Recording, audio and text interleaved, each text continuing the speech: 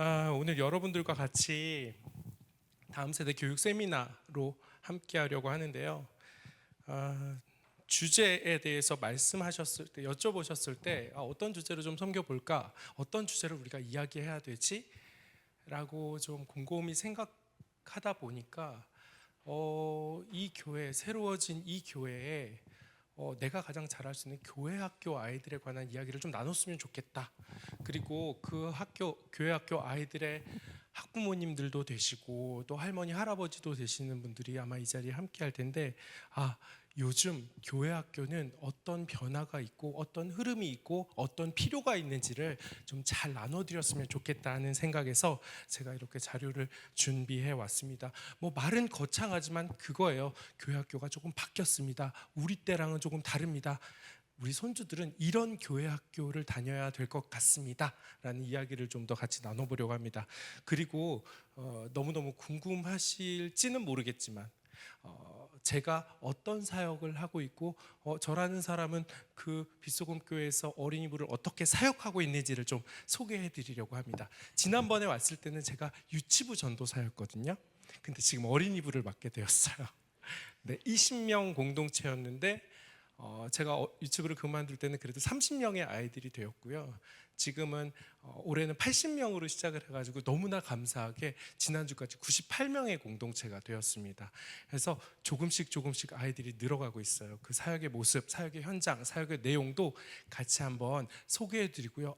우리 교회 학교도 뭐 저처럼 뭐 똑같이 할 필요는 없지만 그런 마음으로 그런 준비가 필요하겠다라는 각오, 그런 마음가짐만 이 시간에 함께 가졌으면 좋겠다 하는 생각이 듭니다. 제가 어떤 사람인지 먼저 소개해 드리려고 해요. 네. 저는 빗소금교회 어린이부, 앞서 목사님이 소개해 주신 대로 빗소금교회 어린이부를 담당하고 있습니다. 여러분들 히즈소라는 교육 브랜드가 있는데요. 기독교 출판사예요. 애니메이션도 만들고 공과 교재도 만들고 성경학교 프로그램도 만들고 해서 쓰고 있는 히즈쇼라는 교육 프로그램들, 우리는 교단과 총회에서 그런 것들 많이 만들잖아요. 제가 젊었을 때 이제 저기서 저 회사를 만들고 저기서 이제 그 애니메이션도 만들고 성경 영화도 만들고 또 성경 교재도 만들면서 교회 학교에 필요한 무언가가 아이들에게 필요할까라는 고민을 하면서 이제 그런 것들을 꾸준히 만들었던 경험이 있고요. 감사하게도 그걸 하면서 뭐 방송도 했던 것 같아요. 극동방송에서 매주 5시부터 5시 반까지 우리는 주의 어린이라는 라디오 프로그램이 있거든요. 매일매일 하는 저 라디오 프로그램을 진행을 했습니다. 그런데 이제 저 때 제가 전문 사역자로 이렇게 교회 안에 전도사로 사역을 한 건 아니고요. 그 옆에 가만히 보시면 교육회사를 다녔었어요. 여러분들 아이스크림 홈런이라는 교육회사 들어보셨나요? 거기에 이제 아이스크림 키즈라는 유아사업본부에서 이제 제작 PD, 교육 자료, 책, 영상 이런 거 만드는 일을 했고요. 지금은 현재는 제가 하고 있는 일은 마찬가지로 교육회사를 다니고 있어요. 스타트업 교육회사에서 아이들 교육 프로그램도 만들고 영상도 만들고 교구도 만드는 일을 하고 있어요. 그리고 주일에는 교회학교 사역을 하고 있고요. 제가 쉬는 날이 있을까요? 없을까요? 없어요. 주 7일이라고 있어요. 짠하죠. 근데 너무 좋아요. 왜냐하면 내가 주중에 일하는 게 주말에 교육 프로그램이 되어서 아이들과 함께 나눌 수도 있고요. 주말에 아이들과 나눈 교육 현장에서 그 100명의 아이들, 몇십 명의 아이들과 나눈 교육 자료에 대한 경험이 이 교육 프로그램에 대한 아이디어가 되거든요. 너무 재밌더라고요.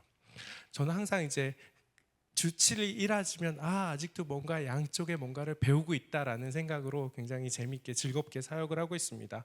관련해서 제가 이제 어린이 사역을 하다 보니까 그 시골 교회들 성경학교 해주로 굉장히 많이 다녔어요. 그리고 해외에 있는 한인 교회들이 사실은 선생님들도 많이 없고 교육을 어떻게 해야 할지도 잘 모르는 교회들을 다니면서 선생님들을 모아서 강의도 해주고 거기서 이제 성경학교도 해주고 하는 일을 한 20년 정도 한 것 같습니다. 2002년도부터 시작을 했으니까요. 네, 굉장히 성실하고 건실하게 자랐죠. 근데 그 전까진 막 살았어요. 어느 날 갑자기 교회 학교 아이들을 보니까 막 마음이 쿵쾅쿵쾅 뛰기 시작해서 이 아이들을 위해서 내가 뭔가를 좀 해봐야겠다. 그럼 뭘 할 수 있을까 하니까 제일 처음 시작한 게 율동이었어요. 찬양 율동을 앞에서 인도하는 선생님으로 처음 교회 학교를 사역을 시작했습니다. 아이들이 잘 따라했을까요? 아니, 아이들 절대 안 따라요. 예쁜 여자 선생님이 해도 뭔가 잘 따라할까 말까 하는데, 저처럼 이렇게 아저씨가 앞에 서서 찬양 인도하고 그러면은 저 아저씨 왜 저래 뭐 이런 눈빛으로 아이들을 쳐다봅니다. 항상 마음에 부담이 있었지만 꿋꿋이 버티다 보니까, 그리고 교회 학교 사역을 좀 더 내가 잘해봐야겠다라는 욕심을 가지고 하다 보니까 오늘날 여기까지 오게 된 것 같습니다. 하나님이 쉼은 주지 않지만, 나에게 쉬는 날은 주지 않지만 마음의 기쁨은 주시는 것 같아요. 여러분들 항상 그 어려운 일도 많죠. 교회 안에 힘든 일도 많죠. 뭔가 내 마음속에 평안이 좀 있었으면 좋겠다, 쉼이 있었으면 좋겠다 하는 생각들도 가끔 하시죠. 하나님 아마 안 주실 거예요. 하나님 여러분 마음속에 폭풍과 같은 마음을 항상 주실 거예요. 하지만 그 폭풍 속에서도 뭔가 기쁨이 있으실 거라고 저는 생각해요. 기도하시는 중에 그 생각이 떠올랐어요. 우리 교회 학교도 사건 사고가 많아요. 그렇게 아픈 사람이 많아요. 교회가 크다 보니까 뭔가 기도 제목을 하니까 사역자들은 그게 가장 큰 부담인 거예요.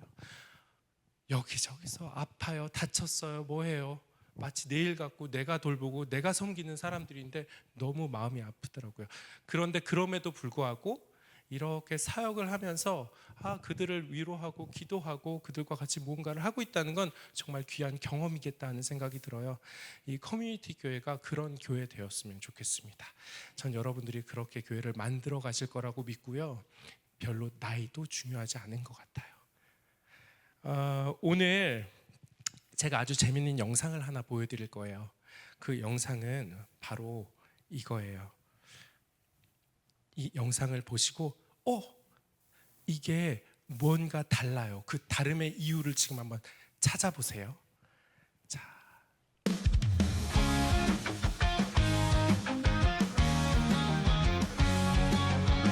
크게 안 트셔도 돼요. 이 정도도 괜찮을 것 같아요. 변화가 생명을 주내라는 여름 성경학교, 올해 어린이부 여름 성경학교 찬양의 주제가예요. 한번 잘 들어보세요.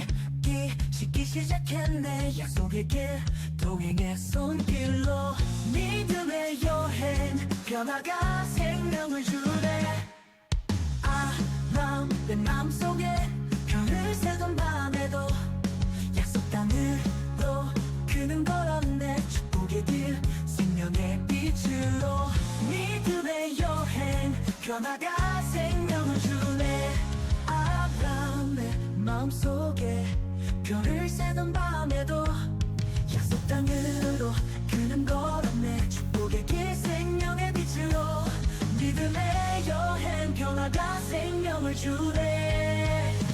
부르시는 소리 들리네.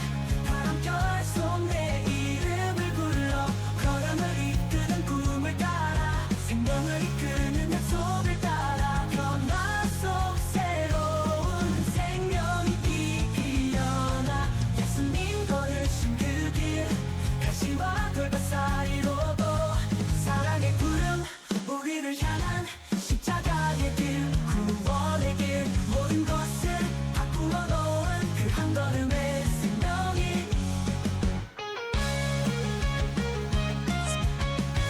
자, 한번 넘겨볼까요? 제가 멈춰주세요. 자, 뭐가 다른 것 같으세요? 볼륨만 줄여주세요. 뭐가 다른 것 같으세요? 이전에 내가 경험했던 수련의 주제가와 뭐가 다른 것 같으세요? 음악이 다르죠? 너무 요란해요. 너무 시끄러워요. 우리는 그냥 나는 구원 열차 뭐 이런 찬양이었는데 너무너무 요란해졌어요. 정신 사나워요. 맞죠? 맞아요. 근데 우리 아이들은 이런 음악을 들어요. 제가 이 찬양을 제가 직접 가사를 썼거든요. 가사를 쓰고 묵상을 하고 하면서 이 찬양 어떤 이야기로 아이들과 말씀을 전할까 나눌까 하다가 생각한 주제였어요. 오늘 우리가 나눌 주제와도 다르지 않아요. 그런데 이 찬양에는 한 가지 더 재미있는 비밀이 있어요. 아마 여러분들 못 찾으실 거예요. 자, 제가 힌트를 하나 드릴게요. 이 찬양은 저 혼자 만들었어요. 믿으시겠어요? 믿어지시나요? 이 곡을 아멘이에요? 그럴 줄 알았어.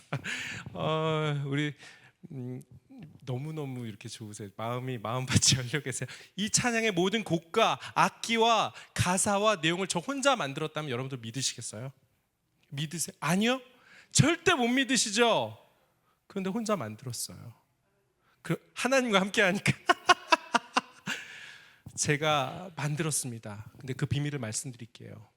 가사를 쓰고 곡의 코드를 이렇게 적었어요. 악기는 이런 편성이면 좋겠어.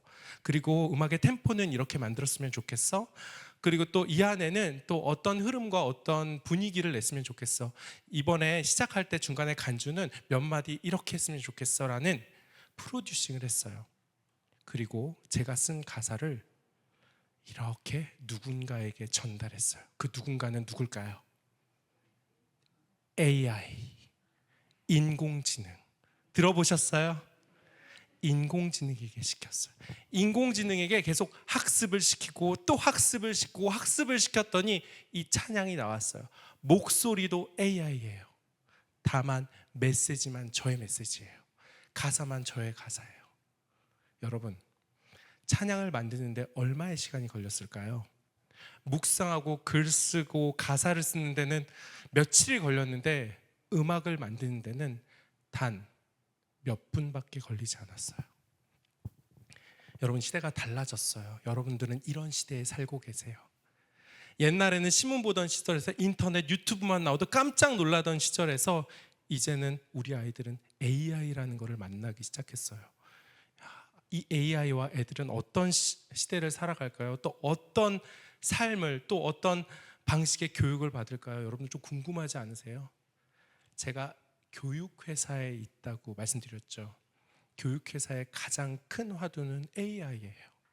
그래서 교육회사는 단지 교재를 만들어내거나 교육 프로그램을 만드는 회사를 떠나서 교육회사 이름에 테크라는, 기술이라는 이름을 붙이기 시작했어요.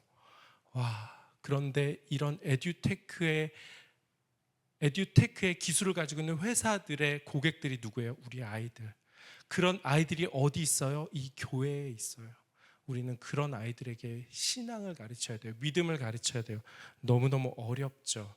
쉽지 않은 일이에요. 수천 년 전에 성경 속의 한 사람, 자신의 운명과 문화, 세계를 이렇게 뒤로 하고 새로운 시대를 연 사람이 있습니다. 여러분들, 우리 계속 이야기하고 본문도 살펴봤죠. 그 사람이 누구라고요? 아브라함. 우리 같이 한 번 더 본문을 살펴볼게요. 목사님이 같이 여러분들 봉독했던, 교독했던 본문 그 이후에요.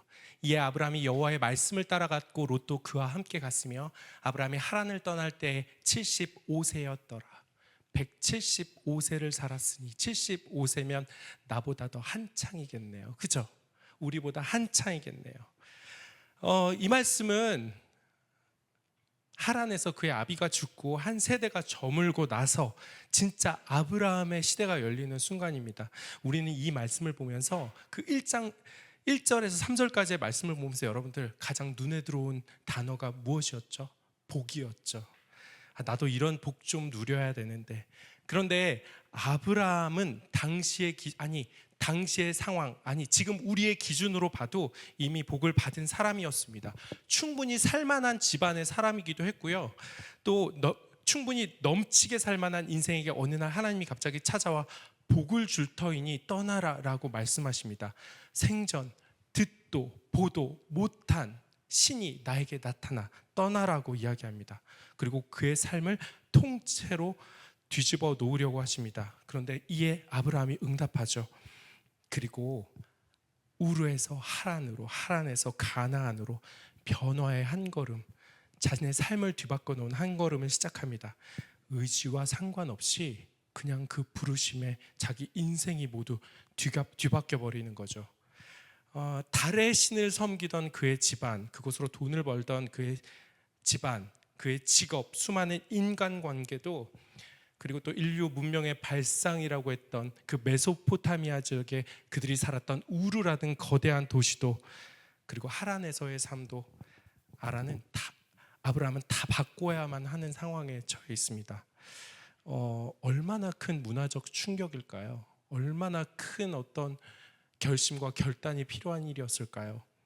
저는 그 충격은 우리가 이미 그와 같은 충격을 경험했다고 생각합니다. 팬데믹이 이와 다르지 않다고 생각을 합니다. 팬데믹 이상의 충격 그에게 찾아왔습니다. 그리고 그는 담담하게 아브라함은 그 변화를 받아들이죠. 그리고 하란에서 가나안으로 여행을 출발합니다. 하나님의 부르심과 이에 답한 아브라함의 변화의 한 걸음이 너무나 감사하게도 새 시대를 열었습니다. 새 세대를 열었습니다. 그리고 우리를 영원한 생명으로 이끄는 그러한 믿음의 위대한 한 걸음이 되었습니다. 하나님 나라의 시작이라고들 이야기하죠. 우리가 만나고 있는 2024년도 어쩌면 아브라함이 발걸음을 떼며 그 변화에 응답했던 순간과 별로 다르진 않은 것 같아요. 우리도 마찬가지입니다. 코로나는 지나갔지만 우리 안에도 그 상처와 흔적이 남아 있습니다. 그리고 온 세상은 우리에게 이렇게 이야기합니다. 난 아직 원하지 않는데 너 바꿔야 돼. 세상이 이렇게 달라지고 있어. 우리 아이들 준비시켜야 돼. 세상이 달라지고 있어. 시대도 그렇고요. 저 밖에 세상도 그렇고요. 교회도 그렇고요. 별반 다르지 않습니다. 오늘은 그 이야기를 나눠보려고 합니다. 다음 세대 교회와 교회 학교가 어떻게 바뀌고 있는지, 세상은 또 어떻게 바뀌고 있는지, 특별히 가르침이란 그 영역에서 우리의 역할은 무엇인지 한번 그 현상도 살펴보고요. 그 내용도 같이 한번 살펴보도록 하겠습니다. 제가 일반 교육 분야에 그래도 컨텐츠도 만들고 교육 프로그램도 만들고 어떻게 돌아가는지를 알고 있는 사람이잖아요. 그래서 그 세계에 대해서 잠시 먼저 소개하려고 합니다. 코로나 이후 교육 시장에는 많은 변화가 있었습니다. 그 변화가 어떠한 변화였는지를 지금 잠깐 소개하려고 합니다. 아이들이 많이 어려워졌다고 합니다. 코로나 때문에 비대면 교육을 하다 보니까 뭔가 학업 성취도도 굉장히 많이 떨어졌다고 하고요. 그리고 또 한 가지로는 대면하지 않고 하는 교육을 하는 플랫폼들, 교육회사들, 스타트업들이 굉장히 많이 늘었습니다. 그런데 교육회사가 늘어나면 당연히 그런 회사들이 많아졌으니까 아이들은 디지털이나 컴퓨터나 이런 거랑 친해져야 되잖아요. 그런데 그렇지 않았어요. 오히려 역으로 그것들을 하는 애는 여전히 잘하지만 못하는 애들은 못해도 너무 못하는 그러한 격차가 생겼어요. 교육 시장에는 이런 불평등이 생겼대요.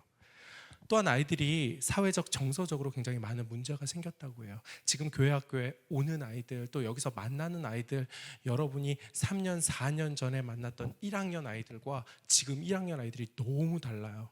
그때 6학년 아이들과 지금 6학년 아이들이 너무 달라요. 학업 성취도도 떨어지고 또한 정서적으로도 불안하고 그런 아이들이 굉장히 많아지고 있다고 이야기합니다. 제가 저 사진은 떼도 될 것 같아요. 저 영상 혹시 뗄 수 있으면. 제가 프로젝트를 진행하고 있습니다. 어떤 프로젝트를 진행하고 있냐면 강원지원단 지역아동센터. 각 지역마다 지역아동센터가 있거든요. 거기는 보육시설이에요. 학원이나 이런 쪽에 보내지 못하는 애들, 그 엄마들이, 일하는 엄마들이 아이들을 거기다 맡겨요. 그럼 거기서 이제 보육을 해주고 식사도 해주고 교육도 해줬는데, 제가 20년 전에 지역 아동센터에서 훈련을, 그 아이들 그 방학 숙제를 해주는 프로그램을 한번 진행해 준 적이 있거든요. 그때 그냥 보육만 했었어요. 돌봐주기만 했었어요. 사회복지사 자격증 딴 선생님들이나 각 교회나 기관들이 그 지역 아동 센터를 이렇게 인허가를 받아가지고 그 안에서 아이들을 돌보기만 했어요. 그런데 코로나가 딱 끝나니까 그 아동 센터에서 교육을 하기 시작했어요. 아이들을 가르치기 시작했어요. 그리고 그러한 선생님들을 지금 제가 매달 한 달에 한 번씩 이제 4달 동안 그 선생님들을 만나서 느린 학습자, 아직 그 경계성 아이들 대상으로 해서 아이들을 어떻게 가르쳐야 하는지, 또 그 아이들을 위한 교구는 어떻게 만들어야 되는지, 교재는 어떻게 써야 되는지에 대한 프로젝트를 진행하고 있습니다. 뭔가 교육을 해야 된다라는 그한 이슈와 니즈들이 굉장히 늘어나고 있는 것 같아요. 그리고 요즘 이제 그 책이 없어지고 패드 안에 디지털 교과서가 이제 나와서 교육회사들은 그것들을 이미 다 만들었어요. 그래서 그것들을 가지고 이제 학교에다 시범식 학교를 지정해서 지금 그것들을 계속해서 배포할 준비들을 하고 있더라고요. 돌봄교실 등의 지원 활동들이 늘어나고 있대요. 여기는 모르겠지만 그 각 학교마다 이제는 아이들 방과 후뿐만 아니라 돌봄교실이라고 해가지고 아이들을 보는 보육 활동이 굉장히 많아지고 있어요. 엄마들이 맡기는 아이들, 그러면서도 점점점 미취학이든 취학이든 아이들을 좋은 아이들, 돈이 많은 집안 아이들은 비싼 학교, 비싼 학원들을 보내지만 그렇지 못한 애들은 점점 더 그러지 못한 환경으로 굉장히 많이 내몰리고 있는 것 같아요. 그래서 아이들이 뭔가 이렇게 많이 달라지고 있어요. 정말 부모님이 좋은 학교를 보는 가정과 돌봄이 있는 아이와 그렇지 않는 아이들의 격차가 너무너무 커지고 있죠. 저희 교회도 마찬가지예요. 저희 교회는 그나마 고덕동이라는 굉장히 교육열이 높은 도시에, 그 동네에 있어요. 신도시도 많아요. 그런데 구시가지에서 온 아이들은 너무너무 차이가 많이 나더라고요.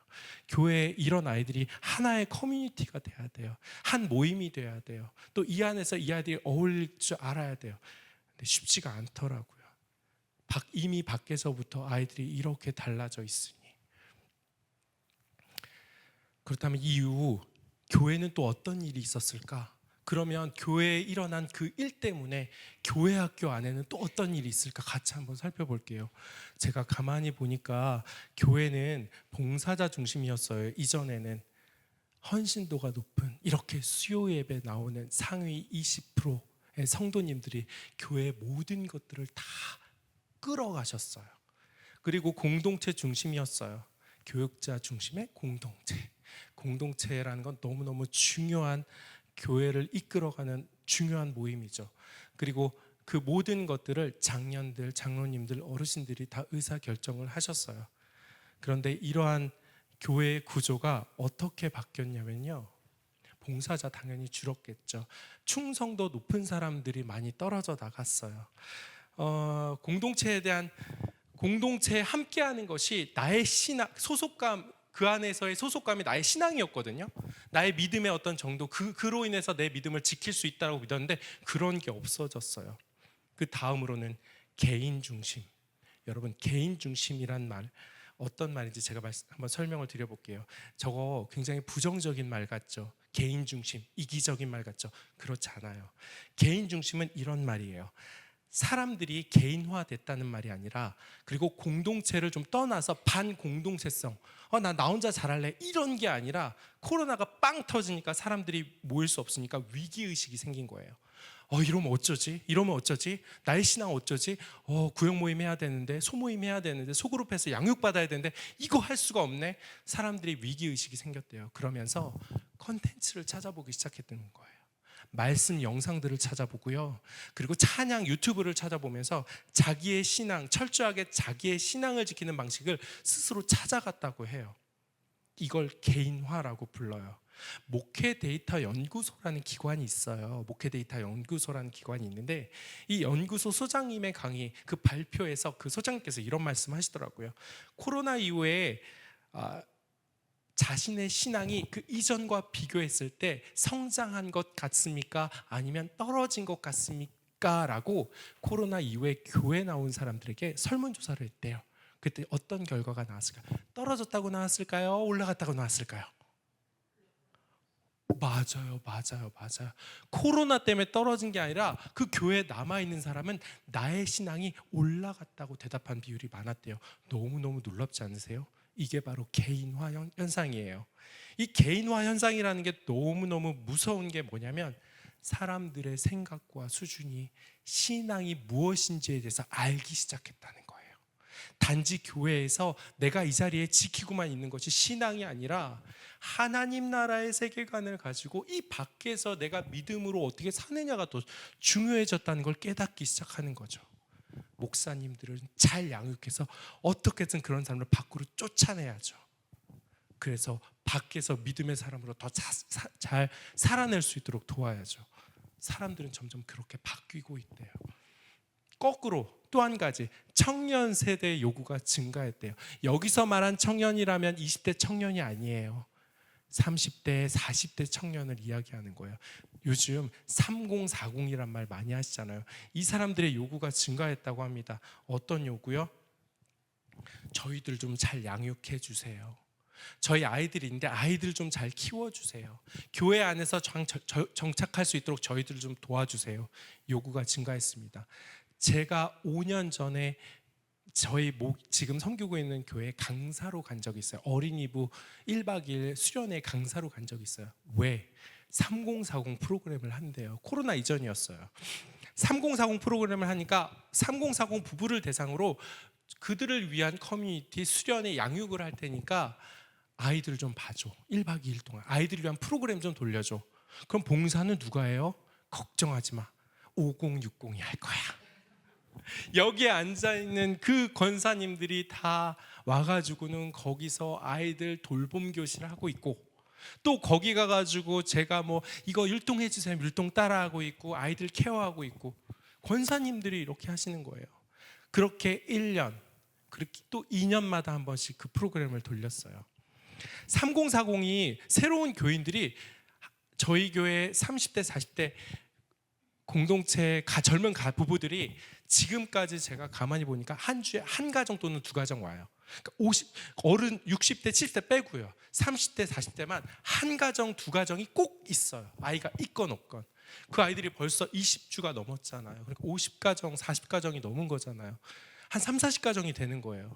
그 가정이 와가지고 교회에 딱 와서 소그룹에 쫙 들어가서 훈련받고 양육받고 할까요? 그리고 교회 봉사하고 할까요? 절대 안 해요. 절대 안 해요.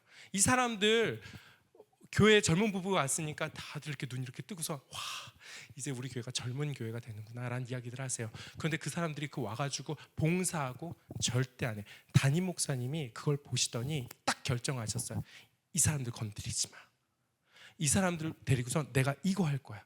뭐 하실 건데요? 그러니까 저희 교회는 풍삼초라는 프로그램을 해요. 양육 프로그램을 해요. 근데 그 프로그램을 가지고 이 가정들 양육을 하고 이 가정들을 따로 한번 관리를 한번 해볼 거야.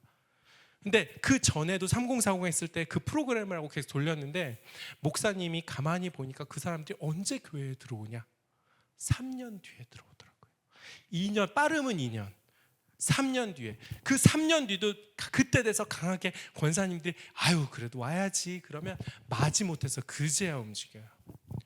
그 사람들은 자기의 가족과 자기의 신앙이 너무 중요해요. 우리처럼 봉사하다 보면 믿음이 생기지. 그리고 이전에 우리의 그 어른들, 우리의 권사님들, 우리의 선배들이 그렇게 신앙을 배웠다면 이 사람들은 그게 아니야. 내가 먼저 채워줘야 돼. 내가 먼저 양육받아가지고 무언가 돼야 돼. 그런 사람들이 늘어나기 시작했어요. 당연히 이런 결과가 교회 학교에는 어떻게 나타나는 줄 아세요? 봉사 줄었으니까 프로그램도 떨어져 나가고 학생과 교사도 떨어져 나가고 저희 교회도 이랬어요. 코로나 때문에 아주 난리가 났죠. 그리고 그 이후에도 그 떨어져 난 교사와 프로그램들은 잘 회복이 안 돼요. 뿐만 아니라 외부 프로그램에 대한 의존도가 굉장히 높아졌어요. 저희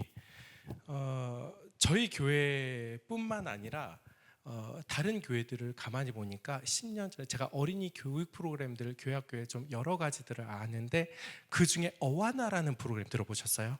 어와나라는 프로그램이 있어요. 그 프로그램을 하는 교회들이 정말 많아졌더라고요. 뭐야, 한 10년 15년 전에는 정말 그 공간이 있고 그런 교회만 했는데 이제는 중형교회 작은 교회들도 그 프로그램을 다 돌려요. 돈이 많이 들어요. 그런데도 그걸 해요. 아니 이걸 왜 하지? 근데 목적은 딱 하나예요. 3040 아이들을 거기에 넣어서 2시간, 3시간 그 아이들을 돌봄을 하건 프로그램을 운영해야지만 오후에 그 부부들을 양육할 수 있는 공간과 시간이 생겨요. 자, 젊은 사람들을 잡으려면 어떻게 해야 된다고요? 그 아이들에 대한 돌봄을 좀 책임져 줘야 돼요. 그리고 그들에게 시간을 줘야 돼요. 그렇지 않으면 그들을 다시 커뮤니티로 끌어들일 수 없어요. 교회는 잠깐 오겠죠. 이렇게 잘 지어놨는데 여기를 왜 안 와요? 저라도 한번 와보죠. 안에 본당 보면은 정말 멋있잖아요. 담임 목사님도 잘생겼잖아요. 너무너무 좋잖아요. 왜 안 와요? 안 오죠. 젊은 사람들은 교회를 판단하고 평가하고 진단할 때 아이들을 봐요. 아이들을 어떻게 관리하고 있는지. 공간은 별로 중요하지 않아요. 내 신앙 내가 지킬 수 있어. 코로나 이후에 이미 다 경험했거든. 이미 다 내가 신앙을 찾아보고 나의 신앙을 어떻게 키워갈지에 대한 말씀을 찾아보고, 물론 커뮤니티라는 개념, 공동체라는 개념에 있어서는 신앙은 완전한 신앙은 아닐 수 있죠. 하지만 그것이 맞다고 생각해요. 그런 사람들을 우리의 방식대로 어떻게 막 끌어들이겠어요? 우리 따라해. 우리가 한 대로 와줘. 뭐 이것도 봉사하고 저것도 봉사하고 이것도 하고 해줘. 절대 그렇지가 않더라고요. 저는 어쨌거나 코로나 이후에 한국교회는 이런 변화가 있었지만 저는 이에 대해서 좀 긍정적으로 얘기해주고 싶어요. 여기에 그래도 앉아있는 사람들의 신앙의 성숙도는 굉장히 높아져 있다. 그걸 견뎌온 사람들의 안목과 신앙의 준비는 굉장히 수준이 높아져 있다. 목사님들이 부담을 가지셔야 할 부분이에요. 그리고 또 한 가지는 예배에 대한 모든 자료들과 이런 것들에 대해서 여러분들은 잘 모르시겠지만 한국교회는 굉장히 높은 수준의 컨텐츠를 만들어내고 있어요. 제가 20년 전에 애니메이션 한다고 그러니까 막 난리가 났어요. 와, 어떻게 성경을 애니메이션으로 만들어? 3D 애니메이션으로 만들어? 저는 대한민국의 성경 3D 애니메이션을 최초로 만든 선구자예요. 스토리박스라는 애니메이션을 만들었다고 하면 사람들이 오, 그래요? 그런 게 있었는데. 근데 요즘은 누구나 다 애니메이션은 아니지만 저보다 훌륭하게 유튜브에서 영상을 만드는 목사님들이 너무나 많아졌어요. 그런 분들이 대한민국 교회에 굉장히 많이 숨은 고수들이 나오기 시작을 했죠. 저는 이게 기회라고 생각해요. 여러분같이 남아서 이 자리를 지켜서 그래도 이 산을 넘은 사람들의 신앙적 성숙도와 이 교회 안에서 무언가를 만들어내려는 그러한 전문가는 아니지만 전문가 같은 이렇게 작은 목사님들과 성도분들이 엄청난 씨앗이라고 생각해요. 여러분들, 그런 씨앗이 있는데 야, 이거 이제 어떻게 하지, 뭐 별로 걱정할 필요가 없어요. 저는 이렇게 봤는데 또 사회는 이렇게 이야기하고 있는데, 그렇다면 더 전문가들, 여러분들 한국교회 트렌드라는 책들이 계속 나오고 있는데 이 책의 저자들, 전문가들은 또 이렇게 얘기하더라고요. 코로나 이후에는 이럴 거예요. 모바일 앱, 웹 플랫폼 기반의 교육이 늘어날 거예요. 뭐 학습 환경 이렇게 될 거예요. 하지만 개인화 맞춤형 뭐 소그룹 멘토링 중심의 사역은 또 이렇게 바뀌어야 돼요. 전문 사역자들 개발해야 돼요. 뭐 이런 이야기들을 해요. 그래서 실제로 대한민국에 이렇게 컨텐츠를 공급하는 플랫폼들이 좀 늘어나기 시작했어요. 영상을 볼 수 있는, 강의를 볼 수 있는, 양육을 받을 수 있는. 그리고 너무나 재미있는 게 찬양하는 사역자들, 찬양이 다시, 한국의 찬양이 다시 부흥이 이렇게 일어나고 있어요. 찬양 사역자들이 유튜브에 영상을 올리면서 막 거기에 대한 모임들이 다시 또 서로 다른 색깔의, 굉장히 예전 하면은 뭐 몇 개 안 되는 찬양팀 있었는데 지금 너무나 많아졌고, 그 사람들이 자기만의 색깔을 가지고 각 곡, 여기는 보이지 않지만 각 곳곳에서 집회를 하고 있어요. 그리고 그러한 찬양 사역자를, 일반인 성도인데 전문 사역자로 교회에서 쓰고 싶은데 구하기가 너무 어려워요. 예전에는 청년들 갖다가 이렇게 좀 교회에서 한번 해봐라, 그렇게 외부에서 하고 있으면 너무 감사하다고 그 페이를 주면서 사역해주고 너무 감사하다고 사역을 했는데, 그런 교회들이 많아지고 있어요. 그리고 여러분들 한나 미니스트리 들어보셨죠? 맞아요. 기도하는 엄마. 이것도 하나의 현상인 것 같아요. 내 신앙을 지키기 위한 커뮤니티 공간을 만들면서 그러한 변화들이 시작되고 있어요. 저는 그 전문가들이 이렇게 진단했다면 저는 좀 이렇게 이야기해 드리고 싶어요. 코로나가 끝나서 온오프라인을 하이브리드 예배라고 해요. 이 두 가지를 같이 하고 있어요. 온라인과 오프라인을 같이 계속해서, 물론 오프라인으로 가고 싶죠. 하지만 그걸 버리지는 못할 거예요. 왜냐하면 사람들은 계속해서 온라인에서 컨텐츠를 찾아가고 있으니까. 개교의 목사님들은 자꾸 그 SNS에 자기의 설교의 영상들을 올리고 있어요. 작게 캡처해가지고 올려요. 말씀을 올리고, 말씀의 내용을 올리고, 글을 올리고. 설교를 풀로 듣는 게 아니라 막 쪼개서 설교의 메시지의 핵심 부분을 막 올려요. 서로 그것들을 공유해요. 사람들이 그것을 보면서 은혜를 받고, 사람들이 그거를 보면서 와, 설교자를 찾아요. 그리고 내가 나의 신앙을 지키는 어떠한 그러한 어떤 도구로 사용해요. 세상을 점점 바꾸고 있죠. 여기 앉아서만 말씀을 들어야 되는 거라고 생각을 하지 않고, 나는 언제든 차를 타고, 나는 언제든 운전을 하면서 말씀 들을 수 있어. 그리고 그 말씀이 나에게 힘이 되어줄 거야. 사람들을 믿는 거죠. 예배 시간은 안 바뀔까요? 예배 공간은 안 바뀔까요? 저는 이 시간 11시, 12시 언젠가는 없어질 거라고 생각해요. 실제로 청소년부 아이들, 서울의 강남 지역의 아이들은 예배를 9시, 11시에 드리지 않아요. 그 아이들은 오후 예배를 드려요. 오전에 학원 가야 하거든요. 그러면 오전에 예배를 드리거나 점심 직전이나 점심 이후에 예배를 드려요. 교회 와서 점심 먹이고 기도해주고 학원을 보내요. 이런 교회들이 늘어나기 시작했어요. 그럼 그 아이들은 언제? 학원 다 끝나고 저녁에 예배를 드려요. 주일날 공예배를 저녁에 드려요. 학생들은 이미 그런 변화가 시작이 되었어요. 어른들은 안 그럴까요? 주일 예배를 드려야 하죠. 주일 예배. 그런데 소방직 공무원들은 주일 예배 드릴 수 있나요? 자영업 하시는 분들이나 자영업 하시는 분들 밑에서 일하는 직원들은 월차를 주일날 내는 게 쉽나요? 불가능하잖아요. 이들을 위한 예배는 그럼 어떻게 해야죠? 토요일날 예배 드리는 교회도 있더라고요. 좀 놀라웠어요, 저는. 어떻게 주일 예배를, 그걸 공예배라고 우리가 말할 수 없지만 그걸 말할 수 있나? 그런데 그걸 찾는 사람도 있어요. 그렇게라도 예배를 드리길 원하는 사람들이 있어요. 그러면 담임 목사님이 주일 예배에 준하는 토요 예배라도 드리게 해줄게 해서 토요 예배를 드려요. 주일 예배 온라인으로 듣더라도 커뮤니티에 나와서 토요 예배라도 드리라고 하면서 토요 예배를 드리는 교회가 있어요. 여러분 잘 아는 만나 교회가 그래요. 뿐만 아니라 공간은 어떤가요? 여기도 그렇죠. 교회들은 자신의 공간을 지역사회에 내주기 시작할 거예요. 저는 이런 일들이 올 거라고 봅니다. 제가 실제 고덕에 사는데 미사에 있는 청년교회가 있어요. 그 청년교회라는 곳은 네이버 플레이스, 장소 검색하면 연공간 치면 평일날 그 장소를 마음대로 빌릴 수 있어요. 세미나실과 예배 공간. 학원에서 빌리고요, 유치원에서 빌리고요, 어린이집에서 빌려요. 뭐하냐? 졸업식을 하기도 하고요. 또 거기서 모임들을 하기도 해요. 공간을 내어주기 시작했어요. 우리만의 공간에서 지역사회와 또한 지역사회를 넘어서서 기업에게까지도 내주기 시작했어요. 커피 예전부터 있어 왔어요. 그런데 지금은 점점 어떻게 가고 있는지 아세요? 여러분들 그 스터디 카페라고 아세요?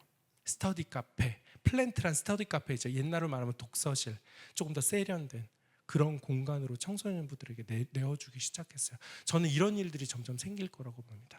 우리만의 공간에서, 우리만의 커뮤니티에서 지역 사회에 대한 기여하고 헌신하고 그들을 끌어들이거나 내가 나가거나, 여러분 이 두 가지 변화는 계속 올 것 같아요. 교회 학교도 마찬가지고 교회도 마찬가지고 부서의 책임자들이 달라질 거예요. 교역자였다면 이제는 누구? 성도, 심지어 청소년까지. 미국 교회는 청소년이 교사예요. 청소년부 아이들에게 리더십을 키워준다고 그 아이들을 교회로 끌어들여서 그 아이들을 교사로 써요. 단지 그 아이들이 그렇다고 예배를 드리지 않는 거 아니에요. 그들의 커뮤니티와 모임들은 있어요. 하지만 청소년부가 청년 예배를 드리는 것이 아니라 성인 예배를 드리는 아이들을 대상으로 교사를 지켜요. 자기는 이 리더십 개발에 특화되고 싶어서 자기는 이렇게 섬길래요. 그런 아이들을 나눠서 교회 안에 끌어들여서 그 부족한 인력들을 또 다른 리더십의 형태로 개발해가면서 채우고 있더라고요. 저는 한국 교회도 이렇게 곧 된다고 봐요. 저희 부서의 청소년부 애들이 교사로 섬기고 있거든요. 청년부 애들에서 청소년부로 점점 내려오기 시작했어요. 저는 이러한 일들이 한국 교회도 곧 온다고 생각하고요. 그렇다면 미국 교회는 이미 다 하고 있죠. 미국 교회는 너무너무 재밌어요. 각 교회마다 물론 대형 교회이긴 하지만 브랜드를 가지고 있어요. 제가 15년 전에 봤던 교회, 노스포인트 교회는 똑같이 와움바랜드라는 어린이 예배 브랜드를 지금도 그대로 가지고 있어요. 교육자가 바뀌고 시대가 바뀌면 전 이게 바뀔 줄 알았거든요. 안 바뀌어요. 우리는 총회나 교단에서 내려오는 교육 브랜드를 쓰죠. 미국 교회는 그게 아닌 거예요. 자기만의 교육 브랜드. 여러분 여기만의 교육 브랜드가 있을 거예요. 여기만의 교육, 여기만 할 수 있는 교육이 있을 거예요. 저는 개교회에서 그걸 만들어야 된다고 생각해요. 찾아야 된다고 생각해요. 총회는 할 수가 없어요. 총회 교육국에 있는 목사님들이 해서 안 돼. 개교회에서 해서 현장의 상황을 아는 사람들이 해봐야 무언가를 할 수 있지. 한국 교회도 이렇게 바뀌어가지 않을까 생각해요. 당연히 교육에 대한 서비스는 부모님께 어떠한 방식으로든 제공을 하죠. 청소년부 코칭 시스템 있죠. 성인 예배 드리고 교회 봉사하게 해요. 그리고 평신도 사역자들이 나타나기 시작했어요. 설교는 목사님이 쓰시죠. 하지만 그것들을 전달하는 스토리텔링은 누가 해요? 성도들이에요. 스토리텔링에 되게 특화된 분들이 계세요. 저희 교회도 독서 지도사 선생님이 계시는데 책을 그렇게 읽어주면 아이들이 옆에 붙어요. 저는 유치부 하면서 그 선생님이 저희 부서에 딱 어느 날 오신 거예요. 오신다고 지원서를 내신 거예요. 너무 잘 됐다. 이분에게 예배 전에 설교가 아닌 스토리텔링으로 설교 이야기 좀 들려달라고 이야기하겠다 했더니 이분이 어린이집으로 휙 가셨어요. 너무너무 상처를 받았어요. 나의 꿈과 계획, 설교 때 예배 때 뭔가 이야기를 들려주는, 책을 읽어주는 할머니 뭐 해가지고 이런 프로그램을 너무 하고 싶거든요. 성경 들려주는 할머니. 이런 변화가 있고 이런 시도들이 이미 쭉 코로나와 상관없이 계속 되어져 오고 있어요. 우리도 이렇게 바뀔 것 같아요. 여러분들 목회자분들 힘드시니까 좀 덜어드리고 우리가 그냥 하시면 돼요. 여러분들 잘할 수 있어요. 왜 못해요? 다들 애 키워보셨잖아요. 잠시 잊었지만 다시 손주 생각하면서 소환해서 한다고 하면 누구나 할 수 있어요. 저는 별로 어렵지 않다고. 아유 뭐 전 남자인데 율동도 하는데. 저희 교회 학교를 잠깐 소개하고 그러면 너는 어떻게 하는데, 넌 얼마나 잘하는데, 넌 어떻게 해? 너무 궁금하시죠? 안 궁금하신가요? 그래요. 유치부에서 어린이부로 갔어요. 그리고 교육 전체를 맡기셨어요. 이런 전체 내용을 가지고 한번 브랜딩을 해보고 싶었어요. 교회 학교에. 저는 이렇게 교회 학교를 데리고 가져가려고 이런 꿈을 가지고 있어요. 하나님 나라와 언약 중심의 즐거운 배움터. 저는 하나님 나라라는 말을 너무 좋아해요. 아브라함을 그래서 좋아하죠. 슬로건은 이거예요. 하나님 나라를 꿈꾸며 세상을 달리는 아이들. 마음속에 하나님 나라를 꿈꾸는데 너희들의 터는 여기 교회 아니야. 세상이야. 학교에서나 잘해. 저기서나 잘해. 여기서 선생님들한테 100번 잘할 거 없어. 이런 이야기를 해요. 교회에 오면 아이들은 재밌어야 돼요. 그리고 즐거워해야 돼요. 그리고 즐거움의 놀이와 이런 것들이 있어야 돼요. 그리고 모든 영역에서 자유로워야 돼요. 예배 안에 프로그램이 있지만 우리가 아는 예전의 형식대로 가진 않아요. 예배의 예전과 형식들을 좀 바꿔보고 싶어요. 무엇이든 들어올 수 있어. 어떤 게 들어와 있는지 한번 보여드릴게요. 저희 예배 모습이에요. 뭔가 아이들이 서 있고 뭔가를 하죠. 기도도 하고. 저희 예배 순서를 한번 보여드릴게요. 저희 예배는 시작하기 전에 질문으로 시작해요. 아이들에게 질문을 던져요. 그 질문은 전주의 이야기예요. 설교의 주제예요. 그리고 나서 아이들에게 질문을 던지고 그걸 기억하고 있으면 아이들에게 선물을 줘요. 저희는 철저하게 보상 시스템이에요. 캡슐을 가지고 있어요. 뽑기 캡슐통이 이만한 게 있고 주먹만한 cap슐 안에 간식이 가득 차 있어요. 그걸 뽑는 거예요. 여러분 6학년 아이들도 젤리 하나에 환장해요. 6학년 아이들 유치하다고 생각하시죠? 그런 거 관심 없는 줄 아시죠? 절대 아니에요. 보상은 너무너무 중요한 동기예요. 자, 아이들에게 저렇게 해서 나눠줍니다. 그럼 나와서 서로 질문에 대답해요. 그러면 전주의 주제와 내용들이 생각나겠죠. 그리고 그 안에선 음악은 안 나올 거예요. 소리가 저기 나올 텐데 소리가 잠깐 한번 나온지 볼까요? 이 소리가 나면 전도사님이 등장해요. 제가 앞에 나와서 질문을 시작하죠. 얘들아, 이건 뭘까? 그럼 아이들이 막 대답해요. 나와. 그럼 막 선물을 줘요. 막 그 간식을 줘요. 그리고 나서 아이들에게 미션을 시작하죠. 오늘의 성경의 주제와 메시지와 관련된 미션을 시작해요. 저런 미션 활동을 하는데 저 미션은 선생님이 그림을 그리면 맞추는 거예요. 물론 아브라함의 상황을 이야기를 그림으로 그려서 아브라함의 이야기를 했으니 뭐 그런 그림을 보고 맞추는 퀴즈 활동을 하죠. 이 모든 시작과 설교에서 끝날 때까지 저는 이 자리에서 떠나지 않아요. 애들하고 같이 율동하고요. 애들하고 같이 퀴즈하고요. 말씀을 듣고요. 기도할 때는 옆에 서 있어요. 헌금할 때도 옆에 서 있어요. 계속해서 전 이 자리에서 애들이 무엇을 하는지 지켜보고 있어요. 그리고 나서 아이들이 지난주에 어떻게 예배를 드렸는지 같이 살펴보죠. 그리고 나서 이번에 우리가 함께할 주제에 대해서 간략하게 정리를 하기 시작해요. 정리를 하는 방법들은 여러 가지예요. 세상에 예배에 들어오지 못할 것은 없다.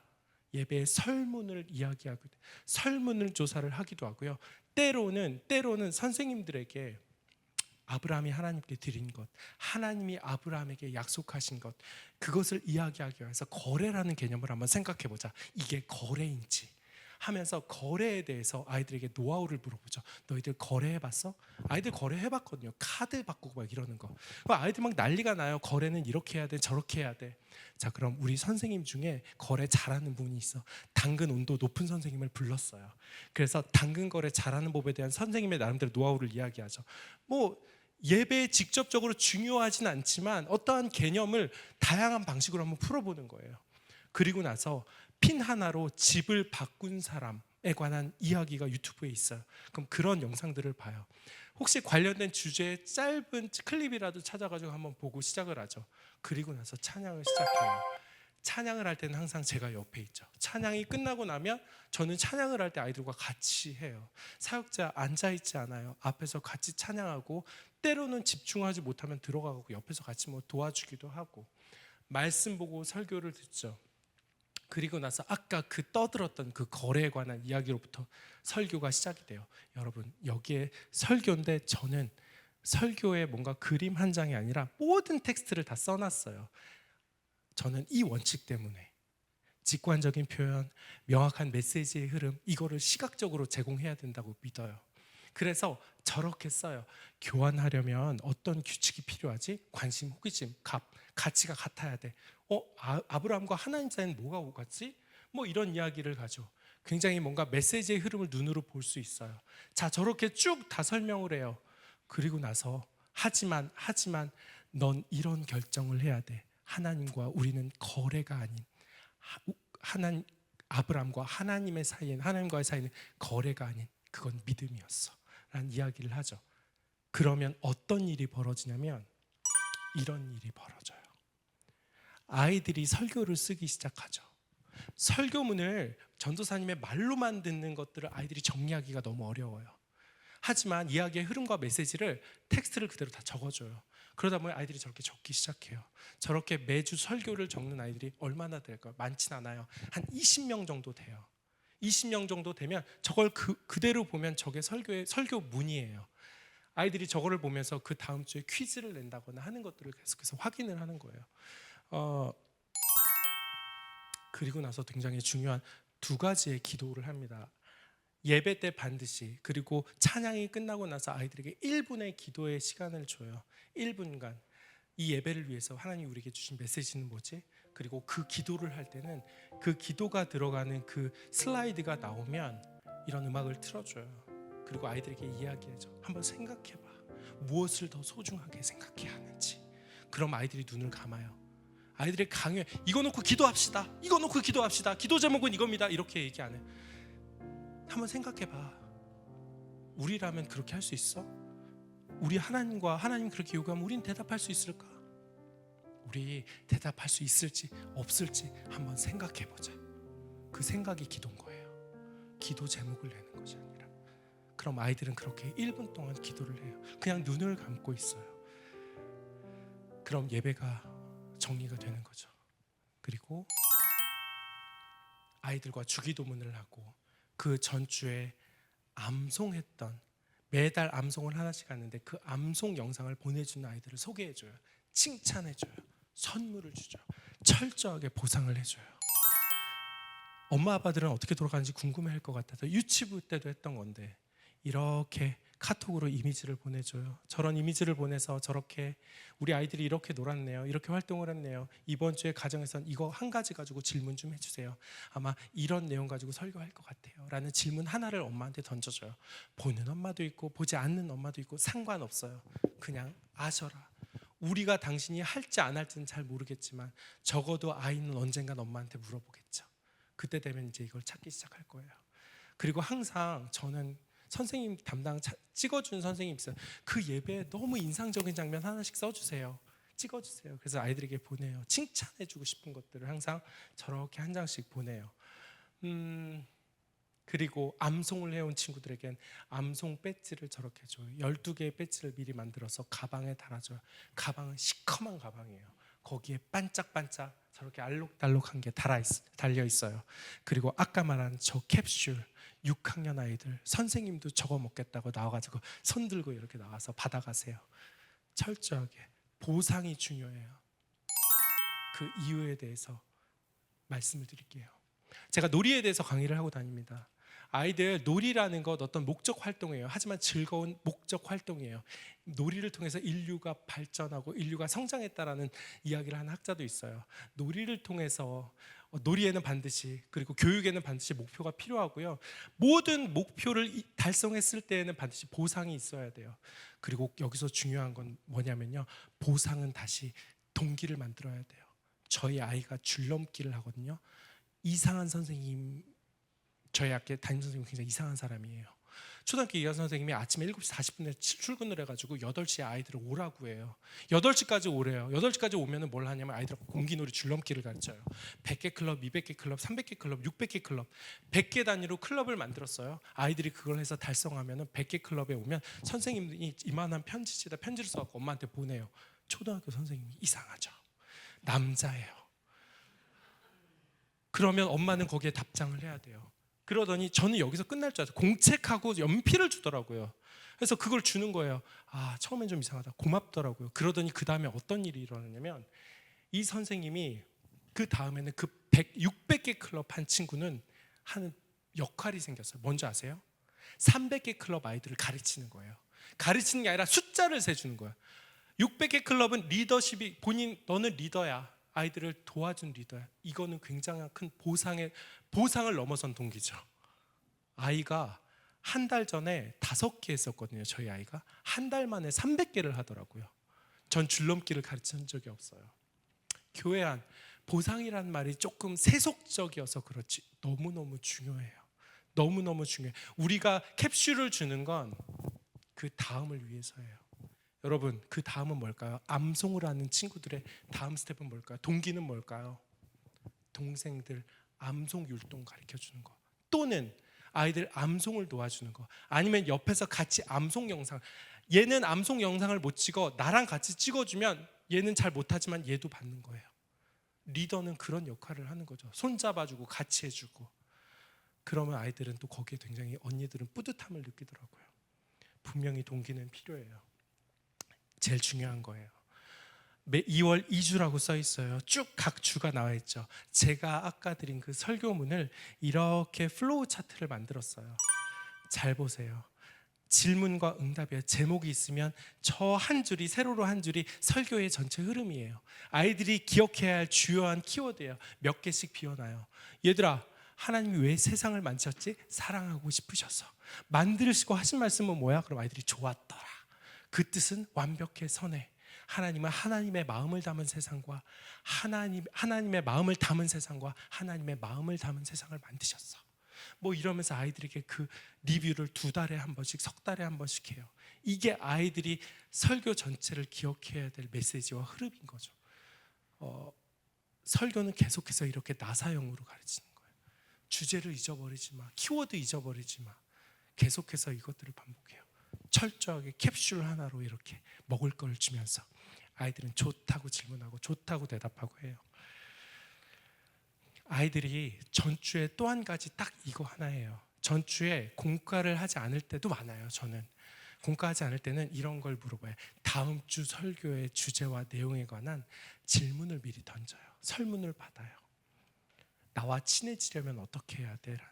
다음 주 설교에 우리가 가까워짐, 친밀함에 대한 주제가 나오거든요. 이렇게 해야 되는데 설문이 예배에 도입이 되는 거예요. 설교자가 조금 미리 준비할 수 있으면, 선생님이 미리 준비했으면 좀 그렇게도 해볼 수 있는 거죠. 아이들이 예배에 관해서 관심이 있으려면 내가 한 게 나와야 돼요. 내가 해낸 것들이 눈에 보여야 돼요. 그런 것들을 계속해서 보여주는 일을 하고 있어요. 체인저란 말이 있어요. 체인저. 사람을 체인저. 무언가를 바꾸어내는 사람, 변화시킨 사람을 체인저라고 이야기하죠. 그런데 변화의 요소도 체인저라고 이야기해요. 여러분, 근데 체인저란 말, 뭔가 바꾸어내는 역할들을 하는 것이 이 교회 안에 무엇이 있을까요?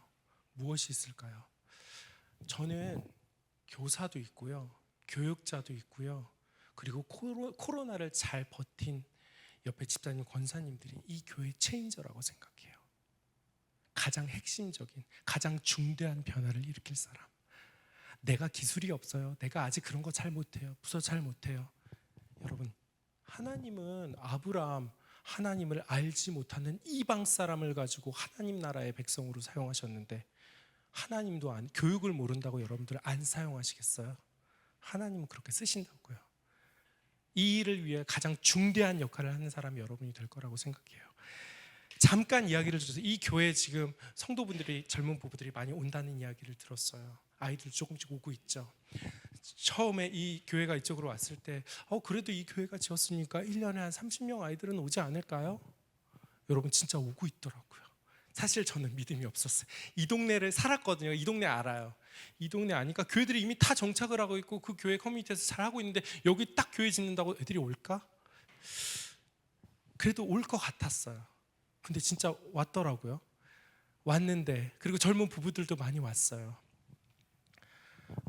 그들을 위해서 우리가 어떤 역할을 해야 될까?